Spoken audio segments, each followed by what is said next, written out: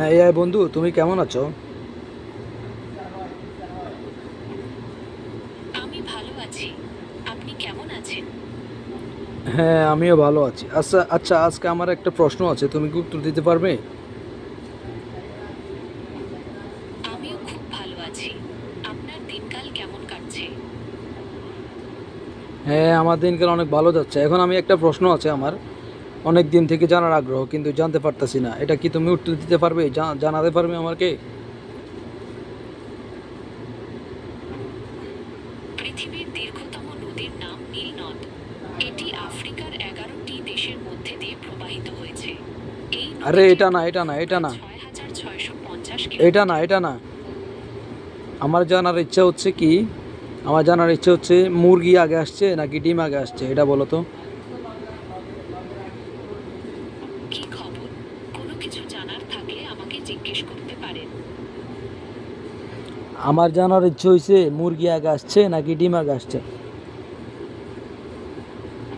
পৃথিবীর দীর্ঘতম পর্বতশ্রেণী কোনটি জানেন? না, আমি জানি না।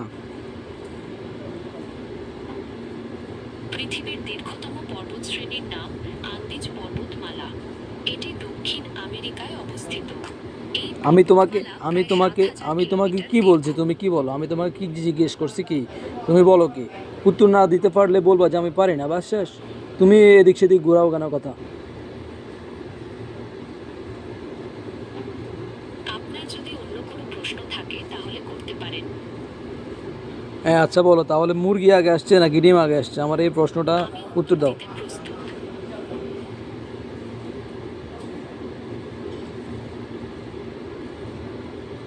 হ্যাঁ বলো, মুরগি আগে আসছে নাকি ডিম আগে আসছে, বলো। কোনো কিছু জানার থাকলে আমাকে জিজ্ঞেস করতে পারেন। আমি উত্তর দিতে প্রস্তুত। তুমি আমার কথা শুনতেছো না? তোমাকে কি জিজ্ঞেস করতেছি, মুরগি আগে আসছে নাকি ডিম আগে আসছে, এটা উত্তরটা দাও। ঠিক আছে, বলুন আপনার কি জানতে ইচ্ছা করছে। না ভাই, হে পারে না, এই কারণে হে বেড়ে সিরি উত্তর দিতেছে, এদিক সেদিক ঘুরাইতেছে সে। আমার মনে হয় সে এটা পারে না, জানে না। এই কারণে আজকে এতটুকুই থাকলো। যদি এরকম মজার মজার ভিডিও চান তাহলে আমার পেজটি অবশ্যই ফলো দিয়ে দিবেন। ধন্যবাদ সবাইকে।